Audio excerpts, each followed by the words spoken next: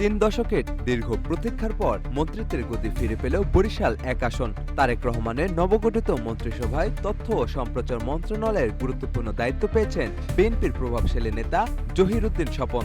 জহিরুদ্দিন স্বপনের রাজনৈতিক যাত্রা শুরু হয় 80-র দশকে ছাত্র আন্দোলনের হাত ধরে। তৎকালীন বাংলাদেশ ছাত্র মৈত্রীর কেন্দ্রীয় সভাপতি হিসেবে তিনি তুখোড় বামপন্থী নেতা হিসেবে পরিচিত ছিলেন। পরবর্তীতে 90-এর দশকে তিনি বিএনপিতে যোগদান করেন। 1996 থেকে 2001 সাল পর্যন্ত টানা 2 বার বরিশাল 1 আসন থেকে তিনি সংসদ সদস্য নির্বাচিত হন। 2008 সালে তত্ত্বাবধায়ক সরকারের আমলে সংস্কারপন্থী হিসেবে চিহ্নিত হওয়ায় তিনি দল থেকে বহিষ্কৃত হন। দীর্ঘ 1 দশকেরও বেশি সময় তিনি মূলধারার রাজনীতির অন্তরালে ছিলেন। তবে দলের দুঃসময়ে বেগম খালেদা জিয়া তাকে পুনরায় কাছে টেনে নেন।